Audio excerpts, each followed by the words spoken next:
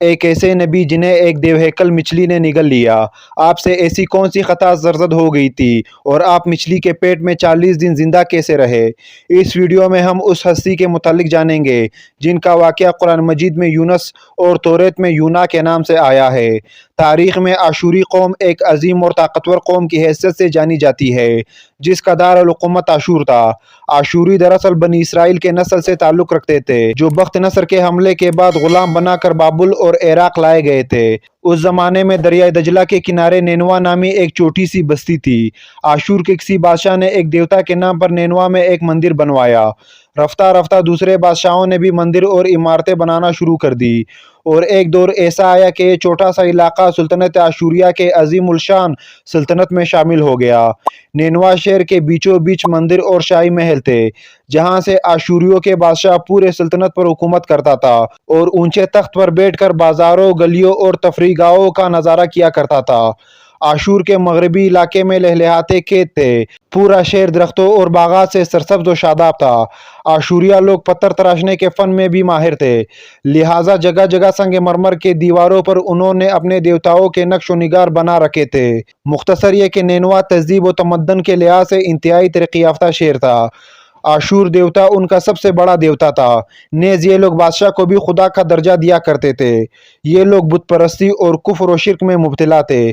اس وقت نینوا کی آبادی 1 لاکھ سے زیادہ تھی اور یہ 700 قبل مسیح کا زمانہ تھا۔ اللہ نے اس زمانے میں اس قوم کی ہدایت کے لیے حضرت یونس علیہ السلام کو بھیجا۔ حضرت یونس علیہ السلام کا پورا نام یونس ابن متیٰ تھا۔ آپ حضرت ہود علیہ السلام کے اولاد میں سے تھے، جبکہ بعض مفسرین نے لکھا ہے کہ یونس علیہ السلام کا تعلق بنی اسرائیل سے تھا۔ آپ حضرت یوسف علیہ السلام کے چھوٹے بھائی بنیامین کے بیٹے تھے۔ جب آپ کو نبوت ملی اس وقت آپ کی عمر 28 سال تھی۔ آپ پر ایک صحیفہ بھی نازل ہوا جو توریت میں یونا کے نام سے موجود ہے۔ حضرت یونس علیہ السلام سب سے پہلے آشوری بادشاہ کے پاس گئے اور اسے پیغام حق سنایا، اسے خدائی کے جھوٹے دعوے کرنے سے توبہ کرنے کا حکم دیا اور ایک اللہ کی عبادت کی طرف بلایا۔ یونس علیہ السلام نے اس سے ان اسرائیلی قیدیوں کو آزاد کرنے کا بھی حکم دیا جسے اس نے قید کر رکھا تھا۔ نینوا کا بادشاہ آپ کی باتیں سن کر غضبناک ہو گیا اور آپ کی جان کا دشمن بن گیا، لہٰذا آپ علیہ السلام نینوا کے عوام کے پاس گئے اور انہیں توحید کی دعوت دی، انہیں شرک اور بت پرستی اور دوسری برائیوں سے توبہ کرنے کو کہا، مگر اہل نینوا نے ایمان لانے سے انکار کر دیا اور اللہ کے رسول کو جھٹلا دیا۔ یونس علیہ السلام مسلسل اس کوشش میں رہے کہ ان کی قوم کے لوگ راہ راست پر آ جائے۔ آپ نے انہیں بہت سمجھایا اور دعوت کے کام کو جاری رکھا۔ دیکھتے دیکھتے 40 سال کا عرصہ گزر گیا، لیکن یہ قوم حضرت یونس علیہ السلام کا انکار کرتی رہی اور شرک پر ڈٹے رہے۔ نیز حضرت یونس علیہ السلام کو دھمکیاں بھی دی گئی کہ اگر آپ نے آشور دیوتا کے خلاف کچھ کہا تو وہ آپ کو قتل کر دیں گے۔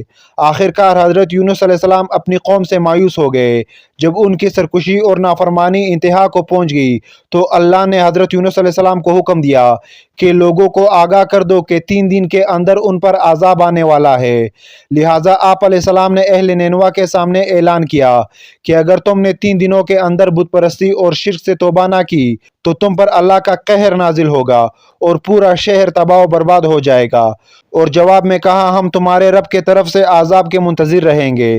آپ کے قوم نے آپس میں مشورہ کیا تو اس بات پر اتفاق ہوا کہ یونس علیہ السلام کو کبھی جھوٹ بولتے نہیں دیکھا گیا، لہٰذا ان کی بات نظر انداز نہیں کرنی چاہیے۔ مشورے میں یہ بھی طے ہوا کہ دیکھا جائے کہ اگر یونس علیہ السلام رات بستی کے اندر اپنے گھر میں مقیم رہتے ہیں تو سمجھ لو کہ کچھ نہیں ہوگا، اور اگر وہ یہاں سے کہیں اور چلے جاتے ہیں تو یقین کر لو کہ صبح عذاب ضرور آئے گا۔ حضرت یونس علیہ السلام رات کو اس بستی سے نکل گئے۔ صبح ہوئی تو عذاب الہی کا ایک سیاہ دھواں بادل کی شکل میں بستی والوں کے سروں پر منڈلانے لگا۔ جب وہ ان کے قریب ہونے لگا تو ان لوگوں کو یقین ہو گیا کہ اب وہ سب ہلاک ہونے والے ہیں۔ دراصل حضرت یونس علیہ السلام اپنی قوم سے ناراض ہو کر چلے گئے تھے، مگر انہیں وہاں سے نکلنے کا حکم نہیں دیا گیا تھا۔ وہ عذاب کی اطلاع دینے کے بعد اللہ کی اجازت کے بغیر اپنا علاقہ چھوڑ کر گئے تھے۔ آثار عذاب دیکھ کر جب آشوریوں نے توبہ و استغفار کی تو اللہ نے انہیں معاف کر دیا۔ اللہ تعالیٰ کسی قوم کو اس وقت تک عذاب نہیں دیتا جب تک وہ اپنی حجت پوری نہیں کر لیتا۔ پس جب حضرت یونس علیہ السلام نے اس قوم میں مہلت کے آخری لمحات تک نصیحت کا سلسلہ جاری نہیں رکھا اور اللہ کے مقرر کردہ وقت سے پہلے وہ خود ہجرت کر گئے، تو اللہ کے انصاف نے اس قوم کو عذاب دینا گوارا نہیں کیا اور انہیں معاف کر دیا گیا۔ جب حضرت یونس علیہ السلام فرات کے کنارے پہنچے تو ایک کشتی کو مسافروں سے بھرا ہوا پایا۔ حضرت یونس علیہ السلام کشتی میں سوار ہو گئے اور کشتی نے لنگر اٹھایا۔ پورے دن میں کشتی سمندر میں سکون سے چلتی رہی۔ اچانک اونچی اونچی لہریں اٹھنے لگی۔ لوگوں نے اپنا ساز و سامان سمندر میں پھینک دیا کہ کشتی کا بوجھ کم ہو جائے، لیکن کشتی کا بوجھ پھر بھی کم نہ ہوا۔ جب کشتی ڈگمگانے لگی تو کشتی کے غرق ہونے کا یقین ہونے لگا۔ اہل کشتی نے اپنے عقیدے کے مطابق کہا کہ ایسا معلوم ہوتا ہے کہ اس کشتی میں کوئی غلام اپنے آقا سے بھاگا ہوا ہے۔ جب تک اس کو اس کشتی سے الگ نہ کیا جائے گا نجات مشکل ہے۔ یونس علیہ السلام نے سنا تو ان کو تنبیہ ہوا کہ اللہ کو میرا نینوا سے وہیں کا انتظار کیے بغیر اس طرح چلے جانا پسند نہیں آیا اور یہ میری آزمائش کے آثار ہے۔ یہ سوچ کر انہوں نے اہل کشتی سے فرمایا کہ میں ہی وہ غلام ہوں جو اپنے آقا سے بھاگا ہوا ہوں۔ لہٰذا 3 مرتبہ قرآن اندازی کی گئی اور تینوں مرتبہ حضرت یونس علیہ السلام کا نام نکلا۔ تب مجبور ہو کر انہوں نے حضرت یونس علیہ السلام کو دریا میں ڈال دیا۔ اس وقت اللہ نے ایک بڑی مچھلی کو حکم دیا کہ انہیں نگل لو، یہ تمہاری غذا نہیں ہے، اس لیے ان کے جسم پر کوئی تکلیف نہیں ہونی چاہیے۔ مچھلی نے حضرت یونس علیہ السلام کو اپنے پیٹ میں نگل لیا۔ یونس علیہ السلام نے جب مچھلی کے پیٹ میں خود کو زندہ پایا تو بارگاہ الہی میں اپنی ندامت کا اظہار کیا کہ میں وحی کا انتظار کیے بغیر اور اللہ سے اجازت لیے بغیر امت سے ناراض ہو کر نینوا سے نکل آیا۔ حضرت یونس علیہ السلام نے مچھلی کے پیٹ میں اللہ کو پکارا۔ ان پر 3 اندھیرے اکٹھے ہو گئے تھے، رات کا اندھیرا، مچھلی کے پیٹ کا اندھیرا اور سمندر کا اندھیرا۔ آپ نے ان اندھیروں میں یہ کلمات کہے: اللہ تیرے سوا کوئی معبود نہیں، تو یکتا ہے، میں تیری پاکی بیان کرتا ہوں، بے شک میں اپنے نفس پر خود ہی ظلم کرنے والا ہوں۔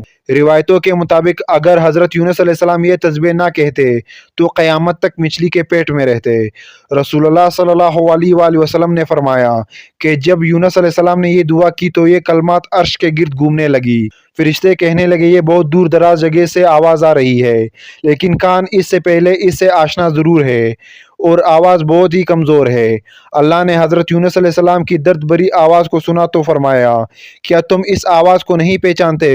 انہوں نے کہا نہیں۔ فرمایا یہ میرے بندے یونس کی آواز ہے۔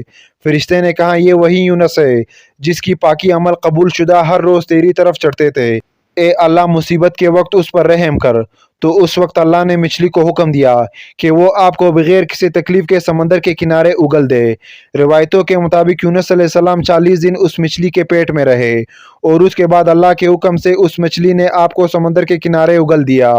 مچھلی کے پیٹ میں رہنے کی وجہ سے آپ کا جسم ایسا ہو گیا تھا جیسے کہ پرندے کا پیدا شدہ بچہ جس کا جسم نرم ہوتا ہے اور جسم پر بال تک نہیں تھے۔ غرض حضرت یونس علیہ السلام بہت ہی کمزور اور ناتواں حالت میں خشکی پر ڈال دیے گئے تھے۔ اس کے بعد اللہ نے سمندر کے کنارے پر ایک بیلدار درخت اگایا۔ روایتوں کے مطابق وہ کدو کا پودا تھا جس کے ذریعے حضرت یونس علیہ السلام پر سایہ ہو گیا۔ اس کے علاوہ اللہ نے ایک جنگلی بکری بھیج دی جو زمین کی گھاس اور جڑی بوٹیاں کھاتی تھی اور صبح و شام آپ کو دودھ پلاتی تھی یہاں تک کہ آپ تندرست ہو گئے۔ حضرت یونس علیہ السلام درخت کے اس سائے میں جھونپڑی بنا کر رہنے لگے۔ حضرت یونس علیہ السلام کی قوم نے انہیں تلاش کرتے ہوئے ایک دن اس ساحل کے کنارے پہنچ گئے اور انہوں نے آپ کو دیکھ لیا۔ انہوں نے آپ کے ہاتھ پر اسلام کی بیعت کر لی اور ساتھ ہی اللہ سے توبہ و استغفار کرنے لگے۔ یونس علیہ السلام دوبارہ نینوا چلے گئے اور وہاں رہ کر اپنی قوم کی رہنمائی فرمائی۔ حضرت یونس علیہ السلام کی زندگی نینوا ہی میں گزری اور وہیں آپ کا انتقال ہوا۔ اس قصے سے ہمیں یہ سبق ملتا ہے کہ کسی بھی حال میں اللہ کی رحمت سے مایوس نہیں ہونا چاہیے اور نہ ہی ہدایت کے معاملے میں اپنی ذات پر بھروسہ کرنا چاہیے۔ ہدایت تو بس اللہ ہی کی طرف سے ہے، ہمارے ذمہ بس پیغام حق پہنچانا ہے۔